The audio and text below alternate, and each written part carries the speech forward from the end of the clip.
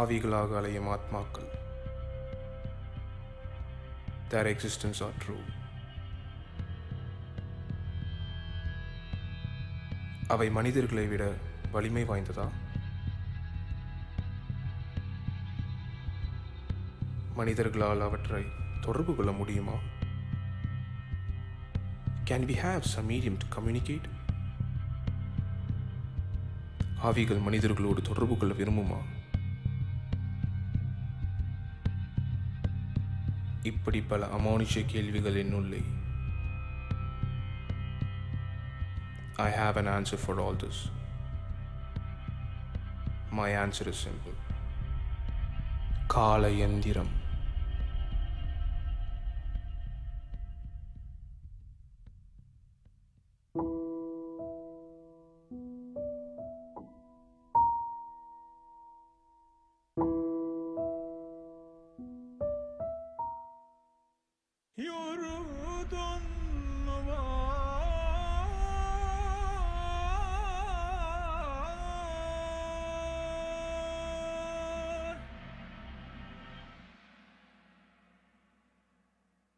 I am Ashok Raj.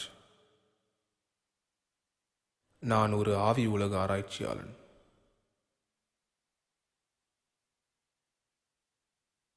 என்னுடைய இத்தனை வருஷ ஆராய்ச்சியே இருட்டில் இருக்கிற அமானுஷத்தை வெளிச்சத்துக்கு கொண்டு வருவது தான்.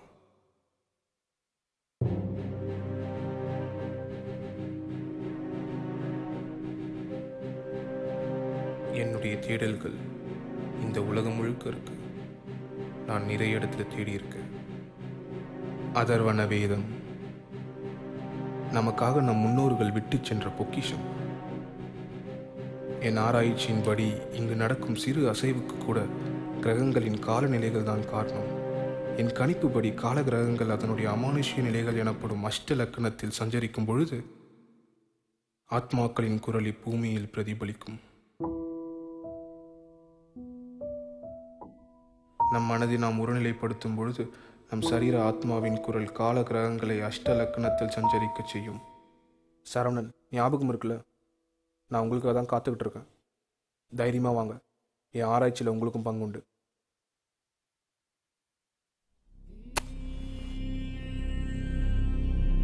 அதையே நான் மூலக்கூறாக கொண்டு உருவாக்கிய எந்திரம். இக்கருப்புலக சூழ்ச்சியை உலகுக்கு வெளிக்காட்டுவதே கால எந்திரம்.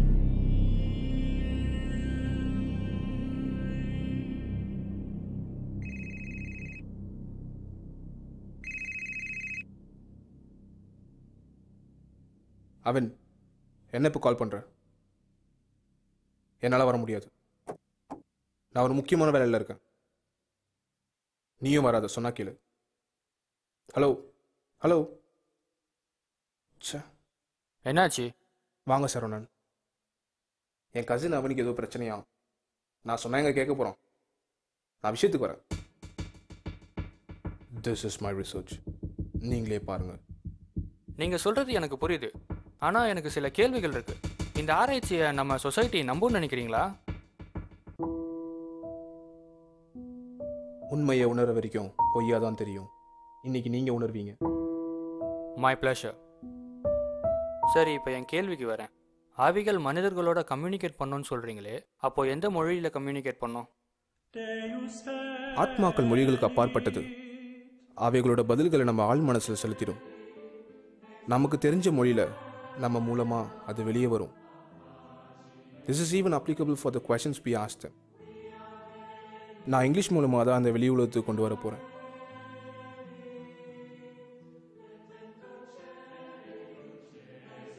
இன்னும் சில விஷயங்கள் இருக்கு சொல்ல.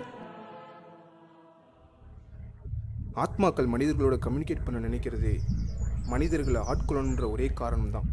அது மூலமாக அவங்களோட நிறைவேறாத ஆசைகளை தீர்த்துக்கத்தான். அப்போது அந்த ஆவிகள் எப்படிப்பட்டது? ஆஸ் பர் மை ரிசர்ச், இங்கே இருக்கிறது எல்லாமே பேட் ஸ்பிரிட்ஸ் அண்ட் டீமன்ஸ். நல்ல ஆத்மாக்கள் நம்ம அட்மாஸ்ஃபியரில் சஸ்டெயின் ஆகாது. உங்கள் ரிசர்ச் உண்மையாகவே இருக்கட்டும், இந்த சொசைட்டி ஏற்றுக்கணும்னு நினைக்கிறீங்களா? எதுக்கு இந்த விபரீதம்? Because I want to prove my research is true. அமானுஷத்தை பற்றி இந்த உலகத்துக்கு நான் தெரிய வைப்பேன்.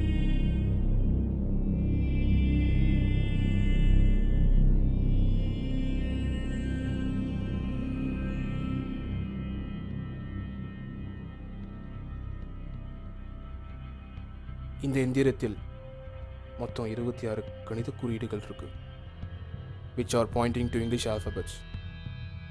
இது நமக்கான மொழி வடிவம், வெளி உலகத்துக்காக. இதில் ஒவ்வொரு குறியீடும் ஒவ்வொரு திசையை நோக்கி இருக்கு. இதுதான் சூழ்ச்சம எந்திரம். வாட் எவர், நீங்கள் சொல்கிறத நோட்ஸ் எடுக்கிறேன். முக்கியமான விஷயம், நான் என் மனசுக்குள்ளே கம்யூனிகேட் பண்ணிப்பேன். அதோட பதில்களை இந்த முக்கோணம் இங்கே இருக்கிற குறியீட்டுக்கு என் கைவிரல்கள் இழுத்து செல்லும். நான் என் மனசை ஒருநிலைப்படுத்தும் பொழுது ஆத்மாக்கள் இங்கே வரும். ஆரம்பிக்கலாம்.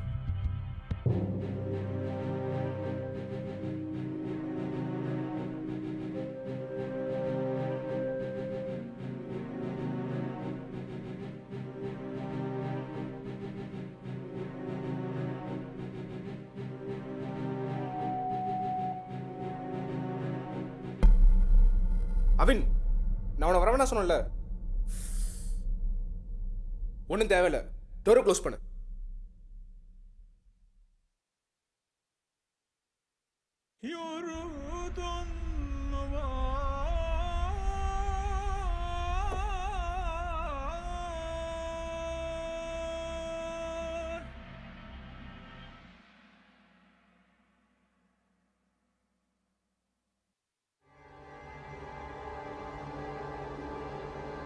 Welcome. Shall I communicate with you?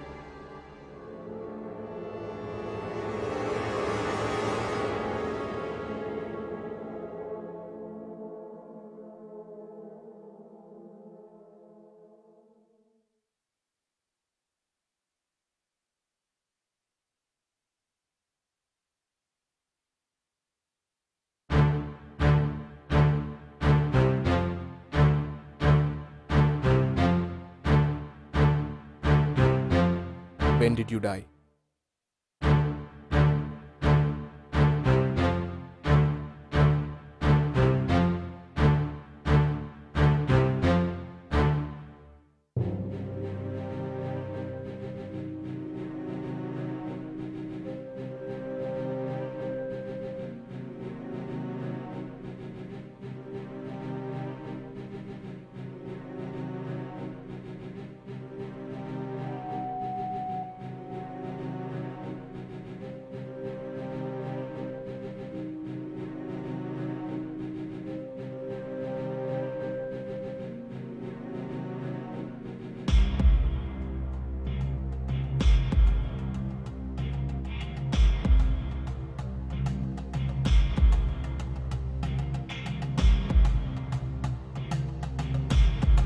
What is your name?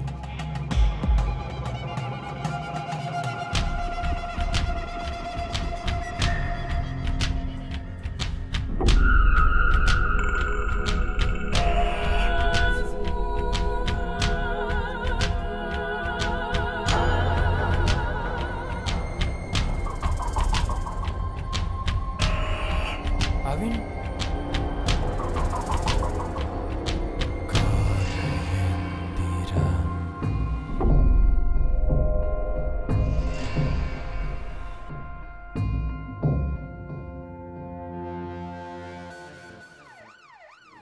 Profile ஓகேவா?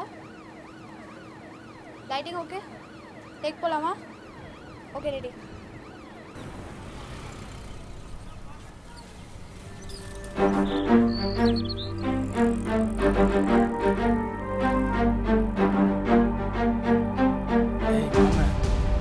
ஆள் மாட்டிக்கிச்சு, போட்டுறவா?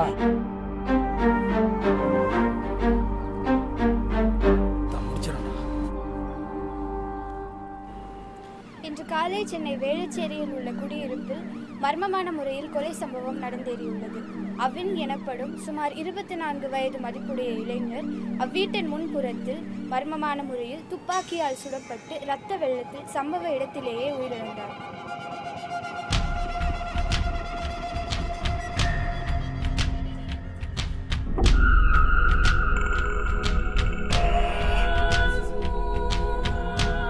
அவின், நான் உன வரவேணா சொன்னல, ஒன்றும் தேவையில்ல, டோரை க்ளோஸ் பண்ணு. சம்பவம் நடந்த நேரத்தில் உடன் இருந்ததாக கருதப்படும் இளைஞர் சரவணன் என்ன ஆனார், எங்கு சென்றார், அவருடைய நிலைமை என்ன என்பது கேள்விக்குறியாக உள்ளது. சரவணனுடைய குடும்பத்தினர் காவல்துறையினரிடம் புகார் தெரிவித்துள்ளனர். இது குறித்து காவல்துறையினர் தீவிர விசாரணையில் ஈடுபட்டுள்ளனர். அது மட்டுமின்றி அவ்வீட்டின் உரிமையாளரான ஆவி உலக ஆராய்ச்சியாளர் என கருதப்படும் ப்ரொஃபசர் அசோக் ராஜ் திடீரென மனநிலை பாதிக்கப்பட்டுள்ளார். கொலைக்கான காரணம் என்ன, சரவணனின் நிலைமை என்ன என்று காவல்துறையினர் தீவிர விசாரணையில் ஈடுபட்டுள்ளனர்.